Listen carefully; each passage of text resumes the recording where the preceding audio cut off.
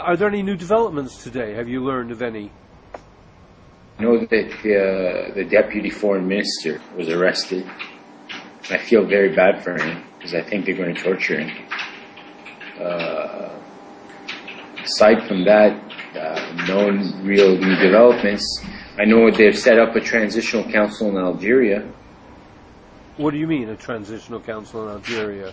They've set up a transitional body that's supposed to represent the opposition. You know, there's a transitional council in Syria, and there's one in Libya, and now there's one in Algeria.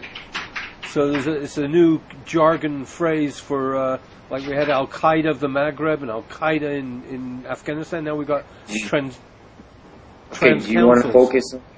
Yeah, they have these transitional bodies always stay. If you look, Somalia had a transitional body. Kosovo has a transitional body that stayed for 10 years. Please fill us in on Algeria, because that's the big question. Is it Algeria or on the agenda? Well, I think definitely, because if you look at Algeria, of course, and have long-term plans for Algeria to make it a direct province or department of France, and this never went through. And there's obviously the Algerian War of Independence, and France is a declining colonial power now. And what we've seen is like the United States has taken over all these old colonial designs. I think I mentioned this. Like when you speak about Algeria and the Islamic Maghreb, which is essentially an intersection of North Africa and Western Africa. It's Northwest Africa. You see the areas the United States is talking about, these new Al-Qaeda franchises. That's what they refer to them as, Al-Qaeda franchises. They're setting a budget aside to fight them, and if you look at the area which the United States considers to be Al-Qaeda and the Islamic Maghreb's territory or range within this region, it's actually very close to the lines that the French outlined for a department they wanted to create out of southern Algeria and other parts of northwest Africa. So the United States is like, it has adopted the old colonial designs of France. France is, I feel very secure and sure about saying I think France has been co-opted into the empire of the United States. It is now, it has entered the empire of the United States. It's a big devil at this time. I would like any information you have on this transitional council in Algeria, but I also think that as much as America is under Israel's thumb, so is France. But anyway. Well, yeah, there is strong influence of players that obviously have interests in Israel that are in France and in the United States. They talk about wag the dog, does the tail wag the dog and stuff like that. Like this is a different debate in itself, but definitely that is a factor in this equation. But what I wanted to say about Algeria and that part of North Africa and West Africa is the French outlined the department there specifically because of the resources they knew were there. They already knew certain resources like uranium were there. And now if you look at a lot of French corporations, they've been amalgamated into, they've made amalgamations with American and British companies. German companies the same. They're making an amalgamation. So rivalry has turned into cooperation as they've amalgamated their corporate bodies. And this is why there's this focus on Algeria and Western Africa right now. And it's to go after those resources.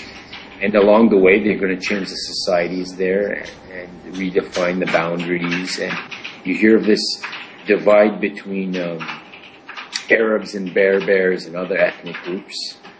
This is just to balkanize the region. Like everybody here's probably heard of the New Middle East. Well, this is the New North Africa, which you can call the New Middle East by extension, I guess, as well, because North Africa and the Middle East are very intertwined and organically attached. Are you familiar with Niger? It's just south of Algeria. Yes, I am. Niger's interlinked with Libya and Algeria. They have ethnic groups, tribes that cross the borders of all three countries, more than all three other countries as well. I suspect it was a bit of a staging post for a lot of what went on in Libya. I just know I got a lot of views on the videos from Niger, and that was rather suspect, you know? Well, but, the thing is, I have to tell you, a lot of people in Niger support the Libyan government and Libya. There's a strong support from Niger and other parts of Africa for the Libyan Arab Jamahiriya and for Colonel Gaddafi. Very Pan-African, strong Pan-African movement. Niger's one of them because Niger's been a beneficiary of Libya and Libya. That makes sense. And that Libyan makes sense. and African projects. But I mean, if you have, there's a lot of Nigerian people from Niger who worked in Libya, and you see a lot of their flags in these Libyan rallies. Like that's one of the prominent flags that flies in Libya during these rallies.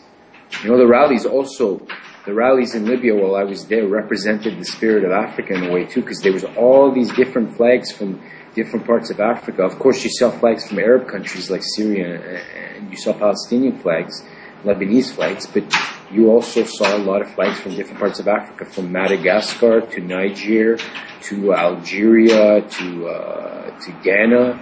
They were all flying there. Have you any information on this transitional council in Algeria? What I know about it is very sketchy right now. It is obviously something I'm going to pay attention to learn more. All I can tell you that it's been formed, and that these Al-Qaeda-like movements in Algeria are something that the French, the Americans, extent all for years worked on creating and controlling. Wow. I mean, the Algerian government, through the civil war, obviously has its eyes on all these Al-Qaeda types. But yes, but they've also used them too, to stay in power. The Algerian military has done this. Sometimes Frankenstein's monster can get out of control. And I can tell you, in a lot of places in the world, that the terrorist organizations or these deviant organizations and extremists, local governments have always, to some extent, have used them, to roll back civil liberties, and they've been behind them. This includes Egypt. Oh.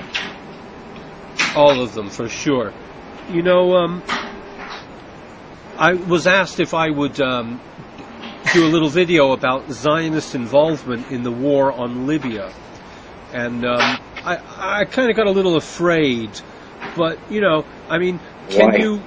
Why? Well, because they might want to knock me off. That's one of their things they're very capable of.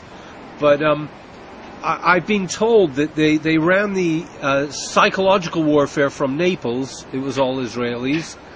Israeli businessmen were seen in that hotel where you were. Who told you this? The Rexus or the Radisson?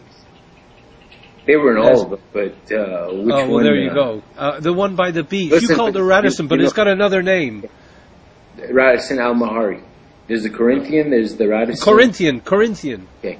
Well, I got to tell you something. Under the laws of Libya, Israelis are not allowed there. These are the laws, and I'm not saying the laws follow.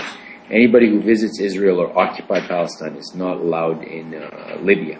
So that's one of the reasons a lot of foreign journalists were not allowed.